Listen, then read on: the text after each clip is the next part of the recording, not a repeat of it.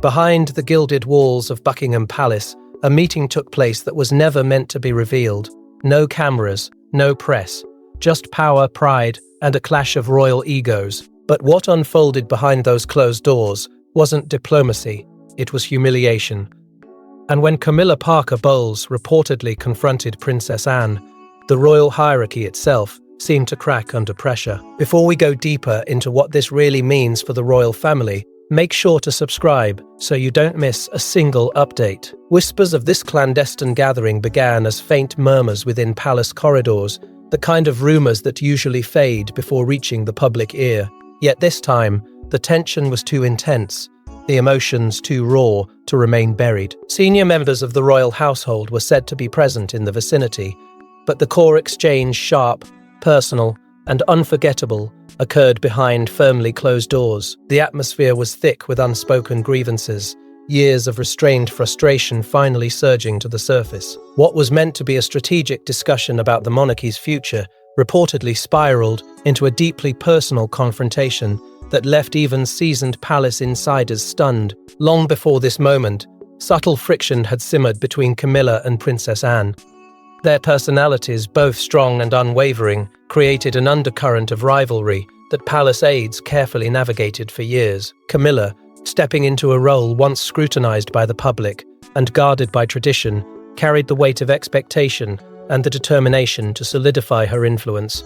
Princess Anne, known for her unyielding dedication and no-nonsense demeanor, had long been regarded as the monarchy's backbone, resilient, disciplined, and fiercely protective of royal protocol. When these two formidable figures found themselves on opposing sides of a conversation about legacy and direction, the stage was set for an inevitable collision.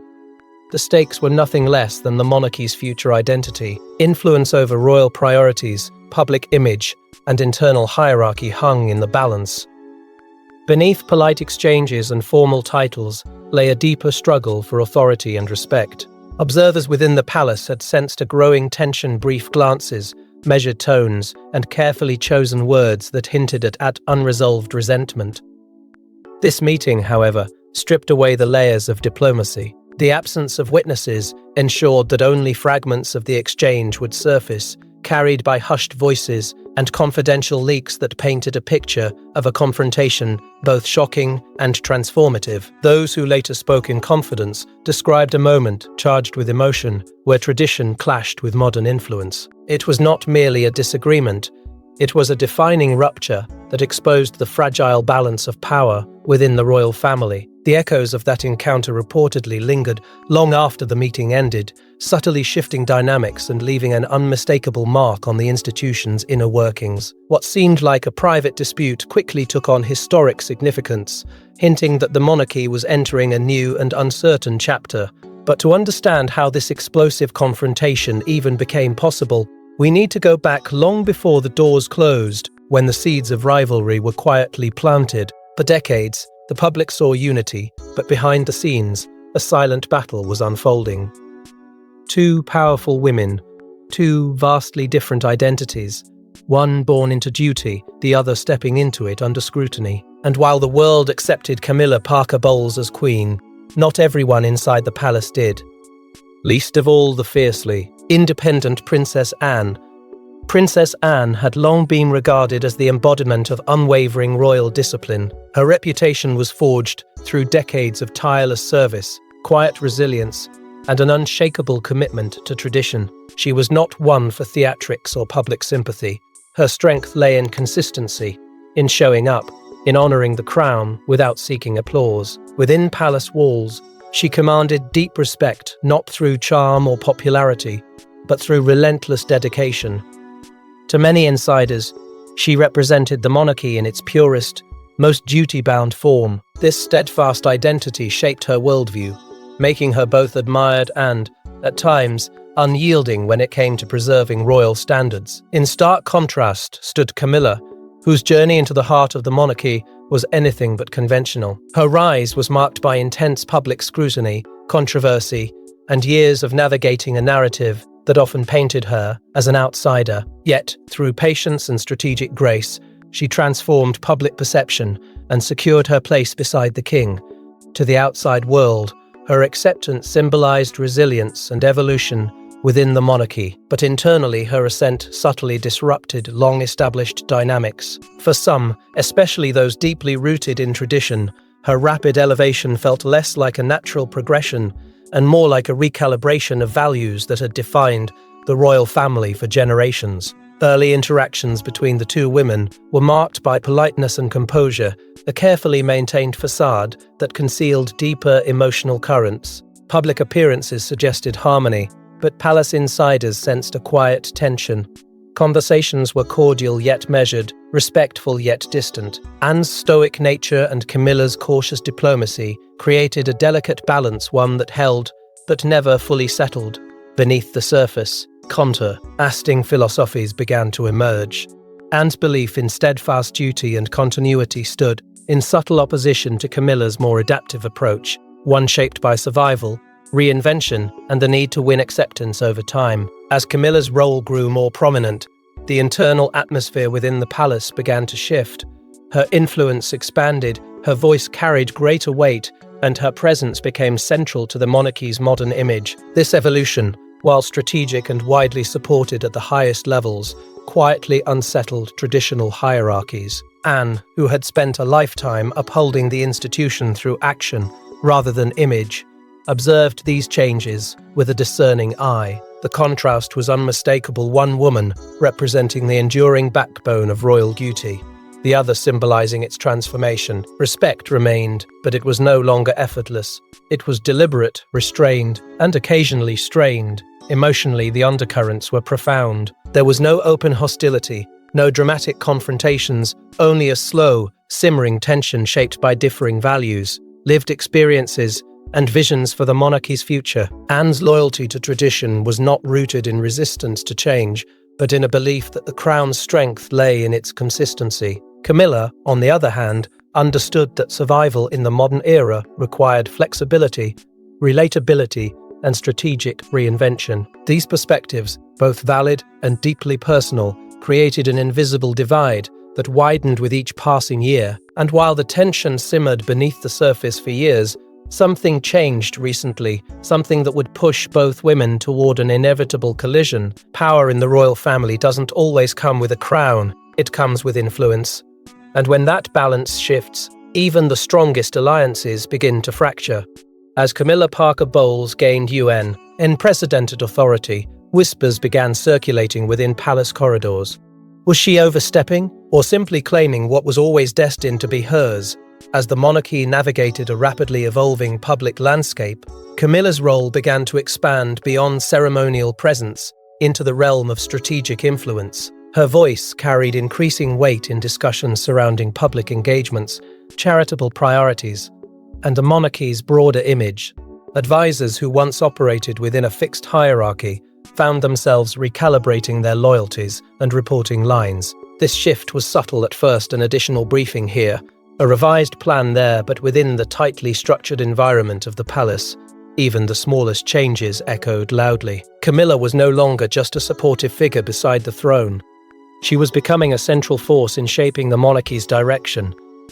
This transformation did not occur in isolation. Internal hierarchies, long defined by tradition and seniority, began to adjust to accommodate her growing authority. Trusted aides were reassigned, consultation circles expanded, and decision-making processes evolved. For many within the institution, this was seen as a necessary adaptation to modern expectations.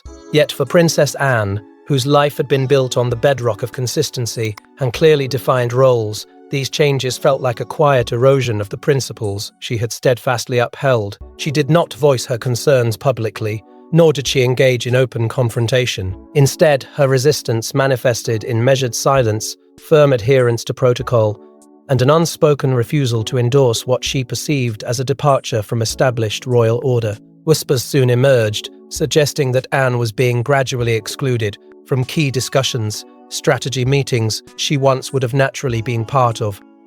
Invitations became selective. Briefings arrived later than expected or through indirect channels. While no official acknowledgement of sidelining ever surfaced, The pattern was difficult to ignore for those attuned to the palace's internal rhythms. For Anne, this was not merely a professional slight. It was a deeply personal affront to decades of unwavering service. She had dedicated her life to the monarchy without seeking recognition, only to find her influence seemingly diminished at a time when experience and institutional memory were more valuable than ever. On the other side, Camilla's actions were perceived by her supporters as both justified and necessary. Having endured years of scrutiny and skepticism, she was determined to assert her role with clarity and confidence. From her perspective, this was not about displacing anyone, but about fulfilling the responsibilities that came with her position. The emotional undercurrent between the two women grew increasingly complex, one feeling overlooked and quietly marginalized, the other striving to establish authority in a system that had long resisted her presence. Respect remained on the surface, but beneath it lay a tension charged with pride, vulnerability, and an unspoken struggle for acknowledgement. As these dynamics intensified, the atmosphere within the palace became palpably strained. Advisors tread carefully, conversations were more guarded, and the once stable equilibrium of influence began to feel fragile. It became clear that the growing divide could no longer be managed through silence and subtlety. A direct conversation was inevitable, a private meeting where unspoken grievances would finally confront one another head-on. That meeting, however, would not be a quiet discussion. It would become the stage for one of the most shocking moments in royal history. No recordings exist. No official transcripts were ever released. But the details that leaked, they paint a picture of confrontation so raw, so unexpected, it left even seasoned insiders stunned. In a room designed for diplomacy, voices reportedly rose. Accusations were made, and at the center of it all, Camilla Parker Bowles, standing firm, and Princess Anne, refusing to back down. The meeting was initially convened under the guise of unity, a strategic effort to resolve mounting internal disagreements that had begun to ripple through the royal household. Senior aides anticipated a measured discussion, one that would quietly smooth tensions and restore balance. Instead, the atmosphere shifted almost immediately. What began as a formal exchange of viewpoints soon transformed into a charged confrontation as underlying frustrations carefully restrained for years rose to the surface with undeniable force. The room, once a sanctuary of protocol and composure, became a crucible of clashing authority and unfiltered emotion. Camilla, emboldened by her established role and growing influence, reportedly spoke with a directness that surprised even those accustomed to palace politics. Her tone was firm, her message unmistakable. The monarchy was evolving, and with that evolution came new leadership dynamics.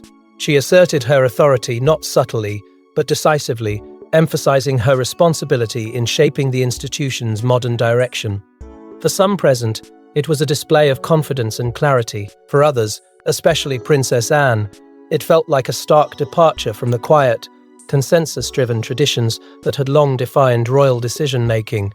Princess Anne's response was immediate and unwavering. Known for her forthrightness and deep-rooted commitment to duty, she did not retreat into silence. Instead, she challenged the direction and the decisions being presented, her words measured, but unmistakably sharp. She questioned not only the changes themselves, but the manner in which they were being implemented without broader consultation, without the deference to experience that had historically guided the monarchy's internal processes. The exchange quickly intensified as both women stood firm in their convictions, neither willing to concede ground. The pivotal moment came when the conversation shifted from institutional concerns to deeply personal undertones. What had been a debate about roles, responsibilities, and the monarchy's future suddenly carried the weight of individual legitimacy and respect. Reports suggest that a pointed remark interpreted by some as dismissive of Anne's long-standing service struck a nerve that could not be ignored. In that instant, the tone of the room changed irreversibly. The formality dissolved, replaced by a palpable tension that left attendees frozen in stunned silence. It was no longer a strategic discussion. It was a confrontation that exposed raw emotions and long-suppressed grievances. For Princess Anne, the moment was perceived not just as disagreement, but as a profound slight, a public undermining within the most private and sacred space of royal deliberation. For Camilla, It was a necessary assertion of her rightful place and authority within an evolving monarchy. The emotional fallout was immediate and intense. Those present reportedly exchanged uneasy glances, the weight of what had just transpired settling heavily over the room. Conversations halted. Protocol offered no script for such a moment. Shock, disbelief, and an unspoken recognition of a boundary lingered long after the voices fell silent. In the aftermath, the meeting ended without resolution, but its impact reverberated through the palace corridors. Relationships were subtly altered, alliances quietly reassessed, and the fragile equilibrium of royal unity appeared more precarious than ever. What had unfolded was not merely a disagreement, it was a defining rupture, one that would shape perceptions, loyalties, and internal dynamics for years to come. But what exactly made this moment so humiliating, and why did it cut deeper than anyone expected? In royal circles, dignity is everything. It's protected, preserved, and never publicly challenged. But in that moment, something shattered when Camilla Parker Bowles allegedly delivered a cutting remark, or perhaps a calculated move. It didn't just undermine Princess Anne, it redefined the boundaries of respect within the monarchy. What transpired in that private chamber was not a fleeting disagreement, but a moment that pierced the very fabric of royal decorum. According to accounts that later surfaced in hushed tones, Camilla's words were sharp, deliberate, and impossible to ignore. The remark, whether born of frustration, strategy, or a culmination of long-suppressed tensions, was perceived as a direct challenge to Princess Anne's authority and legacy. It was not merely what was said, but how it was delivered, with unwavering composure, in a setting where restraint and mutual deference had always been the unspoken rule. In that instant, the balance of respect that had defined royal interactions for generations seemed to tilt dramatically. For those familiar with the monarchy's rigid code of conduct, the exchange was unprecedented. Disagreements within the royal family were traditionally handled with discretion, cloaked in diplomacy, and softened by protocol. Yet this moment broke from tradition. It was a rare and startling departure from the quiet negotiations and subtle power plays that typically governed palace dynamics. The directness of the confrontation signaled a shift, one where influence was no longer exercised solely through tradition and seniority, but through assertive presence and unmistakable authority. To insiders, it felt as though an invisible line had been crossed, one that could not easily be redrawn. Princess Anne's reaction, though outwardly controlled, carried the weight of profound emotional impact. Known for her composure and resilience, she did not respond with visible anger or dramatic retort.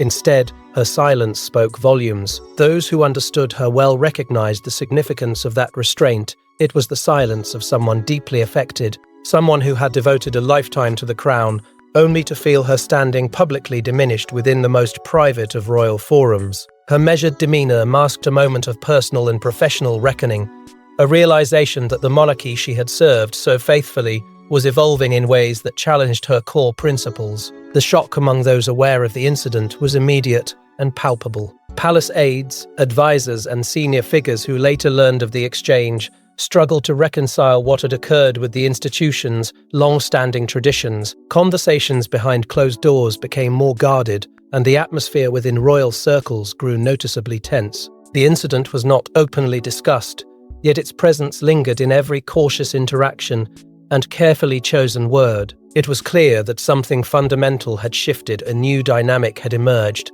one that altered perceptions of authority, hierarchy, and respect within the royal family. Symbolically, the moment represented a powerful clash between legacy and evolving authority. Princess Anne embodied continuity, discipline, and the enduring values of royal service. Camilla, on the other hand, represented adaptation, resilience, and a modernized vision of influence. Their confrontation was not simply personal, it was emblematic of a monarchy at a crossroads, grappling with the tension between honoring tradition and embracing transformation.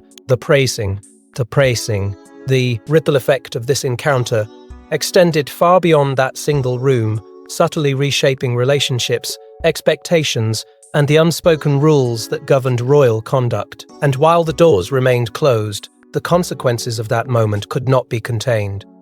After the meeting ended, there were no statements, no denials, just silence. But inside the palace, that silence spoke volumes. Alliances shifted, conversations stopped, and an invisible line had been drawn between two of the monarchy's most powerful figures. The question wasn't whether damage had been done, it was how far it would spread. In the immediate aftermath, the atmosphere within the palace grew noticeably tense. Staff members who once moved with routine confidence now navigated corridors with heightened caution, aware that something significant had occurred behind closed doors. Advisors exchanged guarded glances, their conversations quieter, more deliberate. Meetings that once carried a sense of cohesion now felt fractured, with subtle pauses and carefully chosen words revealing the depth of unease. No official acknowledgement was made, yet the emotional aftershock was impossible to ignore. The silence was not peaceful, it was heavy, charged with uncertainty and unspoken tension. A quiet distancing between Princess Anne and Camilla became increasingly apparent.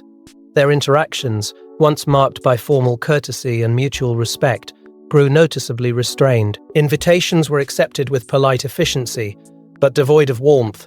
Public engagements continued as scheduled, presenting a united front to the world, yet those attuned to the monarchy's internal dynamics sensed the shift. The absence of overt conflict only intensified speculation, as the lack of visible reconciliation suggested that the divide ran deeper than anyone had anticipated. Within this charged environment, subtle factions began to form.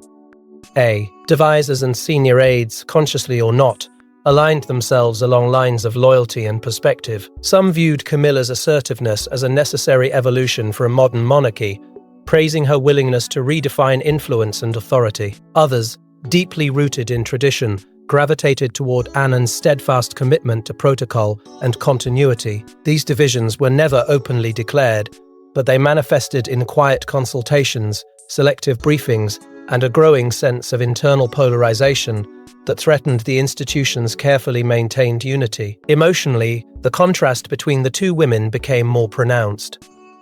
Princess Anne, known for her resilience, appeared composed yet increasingly isolated within certain decision-making circles. Her silence was not a retreat, but a deliberate choice, one that conveyed dignity while underscoring her disapproval. Camilla, meanwhile, adopted a strategic posture, focusing on reinforcing her role and maintaining stability in the public eye. Where Anne's response was rooted in personal principle, Camilla's approach reflected calculated repositioning, ensuring that her authority remained unchallenged despite the internal turbulence. Public appearances continued with polished precision, offering no hint of the underlying discord. Smiles were exchanged, formalities observed, and the image of unity carefully preserved. Yet beneath this composed exterior, the emotional and political strain persisted. Each shared engagement carried an undercurrent of tension, a silent acknowledgement that the relationship between these two influential figures had fundamentally changed. The contrast between the monarchy's outward harmony and its internal discord became increasingly stark, amplifying the sense that the institution was navigating a delicate and potentially volatile chapter. As whispers circulated beyond the palace wall, pressure mounted to contain the narrative.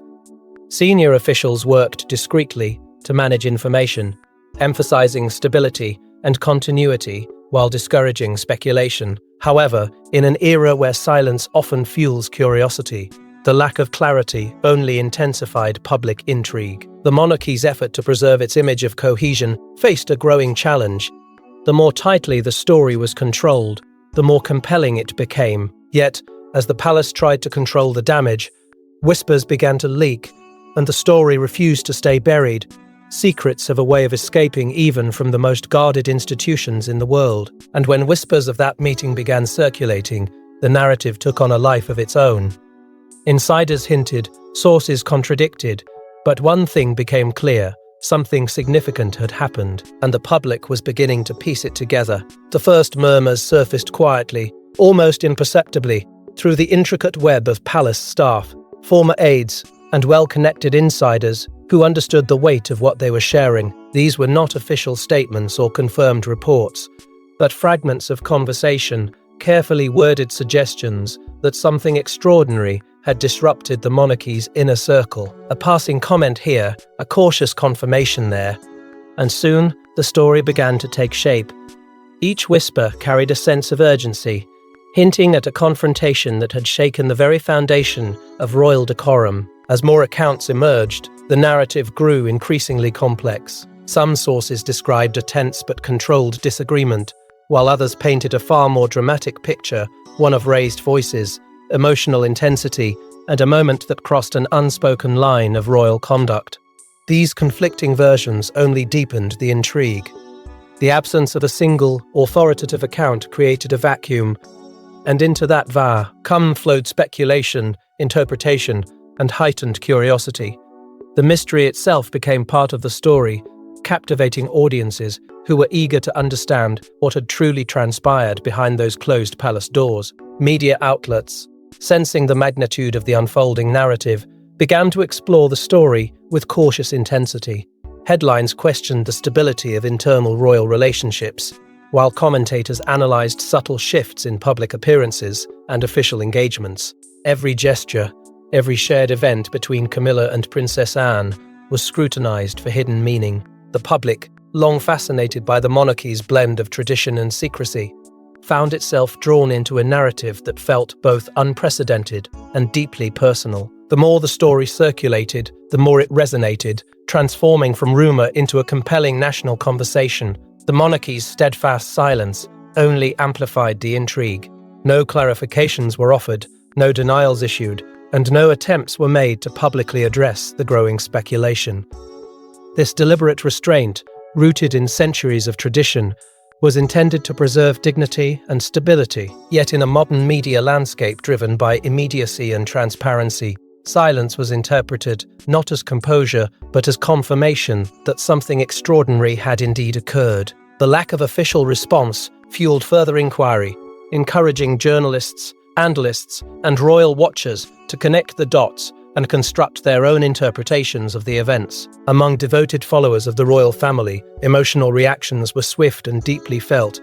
Some expressed concern over the apparent strain between two respected figures, viewing the situation as a troubling sign of internal discord. Others saw it as an inevitable clash between tradition and transformation, a dramatic yet necessary evolution within an institution adapting to a changing world.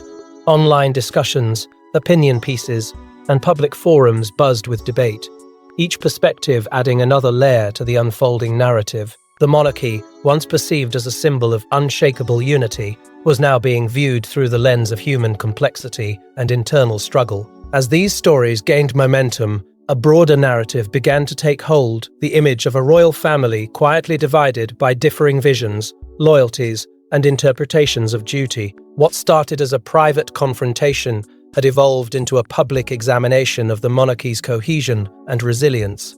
The emotional weight of the situation extended beyond the individuals involved, prompting questions about leadership, legacy, and the institution's ability to navigate internal conflict without fracturing its public image. But as speculation grew louder, one question remained: what does this mean for the future of the monarchy itself? The British monarchy has survived wars, scandals, and centuries of change, but its greatest threat has always come from within. And now, with tensions exposed and loyalties tested, the question looms larger than ever: can it withstand this internal fracture, or has something shifted that can never be undone? In the wake of the confrontation that shook the palace's inner sanctum, the long-term implications have begun to unfold in subtle yet profound ways. This was never just about a single disagreement between two influential figures. It was about the evolving identity of an institution, steeped in tradition yet compelled to adapt. The monarchy now stands at a delicate crossroads, where every decision, every alliance, and every public appearance carries the weight of unspoken tension. What was once a carefully balanced hierarchy has been recalibrated, not through formal declarations, but through the quiet reordering of influencer and authority that continues to shape the royal landscape. Power dynamics within the royal household are shifting in real time. Camilla's strengthened position reflects a monarchy leaning toward modernization and strategic visibility, while Princess Anne's steadfast commitment to duty and tradition remains a powerful counterbalance. This evolving dynamic is not marked by open conflict, but by a measured, almost imperceptible realignment of roles and expectations. Advisors and senior figures navigate this new terrain cautiously, aware that even the smallest gesture or decision can signal deeper allegiances. The monarchy's resilience is being tested not by external pressure, but by the internal challenge of harmonizing legacy with transformation. Beneath the surface of protocol and public composure lies a significant emotional cost. Rivalry within an institution built on unity carries a unique burden, one that weighs heavily on those who have dedicated their lives to its continuity. For Princess Anne, the experience represents a deeply personal moment of reckoning, a confrontation not only with shifting authority, but with the realization that her unwavering service does not shield her from institutional change. For Camilla, the journey is equally complex, defined by the necessity to assert legitimacy in a space where acceptance was neither immediate nor guaranteed. Their clash, while rooted in professional roles, reflects profoundly human emotions: pride, vulnerability, resilience, and the enduring desire for respect. Public perception, meanwhile, continues to diverge from private reality. To the outside world, the monarchy maintains its image of unity and stability, presenting a composed and coordinated front. Yet those who follow the institution closely sense the undercurrents of change.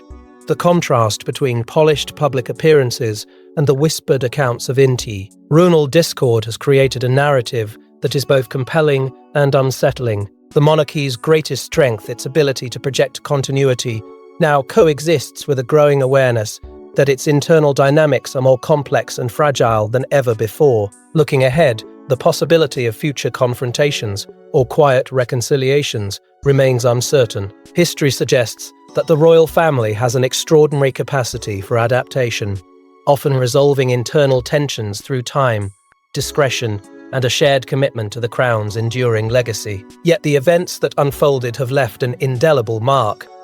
Whether this moment becomes a catalyst for renewed unity or a lasting symbol of division will depend on the choices made behind closed doors in the months and years to come. At the heart of it all lies an enduring mystery. Despite the leaks, the speculation, and the intense public interest, the full truth of what transpired in that pivotal meeting remains known only to those who were present. This ambiguity has become part of the story itself, an unresolved chapter that continues to captivate and provoke reflection. The monarchy, an institution defined by both revelation and secrecy, now carries this moment as a silent testament to its evolving nature. Because in the end, the truth may never be fully revealed, but the consequences are already rewriting the story of the royal family as we know it. Thanks for watching. Please don't forget to like and subscribe, and we will see you in next one.